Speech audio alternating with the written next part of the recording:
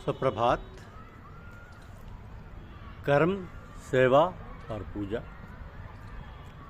यह हमारी आज की आध्यात्मिक चर्चा का विषय। कर्म, सेवा और पूजा, तीन तरह का काम है। एक काम करना है, एक सेवा करना है, एक पूजा करना है। अब काम तो नौकर भी कर देगा जिसमें सेवकपन का भाव रहता है,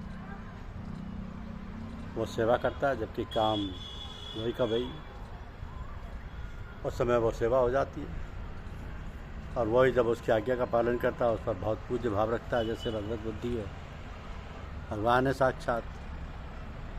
तो वह कहें कि तू ऐसा कर दे तो कितना आनंद आए उसमें, और पूजा होती है, वही काम पूजा हो जाएगा। तो ताकि सेवा करने में भीतर में पूज्य भाव रहे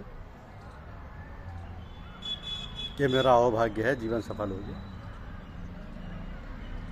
समय सफल हो गया, वस्तु सफल हो गई कि इनकी सेवा में लग गई, तब वह पूजा हो जाती है। ज़्यादा आदर होने से पूजा कम, आदर होने से सेवा और स्वार्थ के लिए, तनख्वाह के लिए काम करता हो तो वो है काम।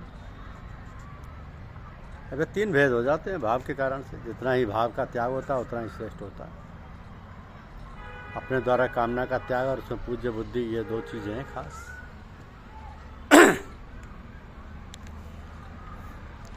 तो श्रीमद् भगवत गीता में कहा है कि कामना के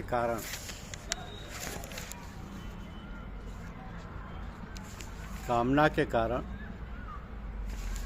मेरे को जानते नहीं, इस वास्ते पतन होता है।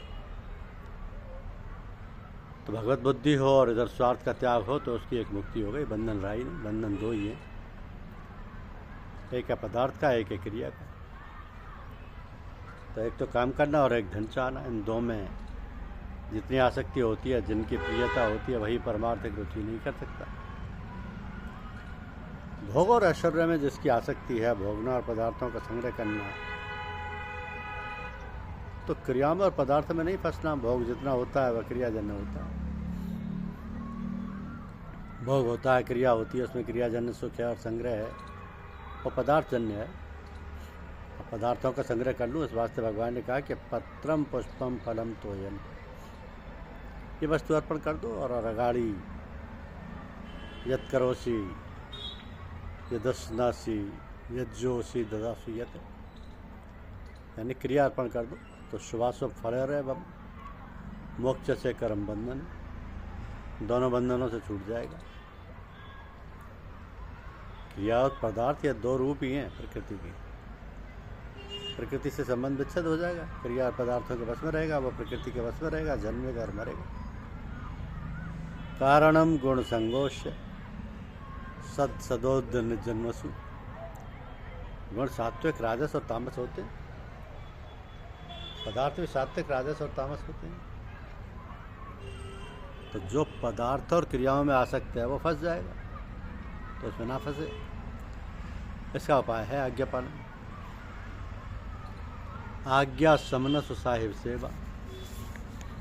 आज्ञा पालन के समान कोई सेवा है ही नहीं। तो कहे जो ही करे, अपने कुछ करना है ही नहीं, कृत्य है अपने, कुछ करना नहीं, कुछ पाना नहीं, कुछ लेना नहीं, कुछ संबंध ही नहीं। लाठी है, उसे जचे वैसा चला दो, माला को घुमाओ वैसा घुमा दो। माला लाठी कुछ कहती नहीं कि यूँ घुमाओ, यूँ करो, तुम्हारी मर्जी है, जैसा करो। ऐसा बड़ा आनंद है शिष्य के लिए, पुत्र के लिए, स्त्री के लिए, नौकर के लिए, प्रजा के लिए, बहुत आनंद है। अपना कुछ है ही नहीं, मालिक कहे जैसा कर दिया, हरदम मस्त रहे, दुख और संताप कुछ है ही नहीं। ना अपनी कोई चीज़ है, ना क्रिया है, ना अपना कुछ लेना है, ना कुछ करना है।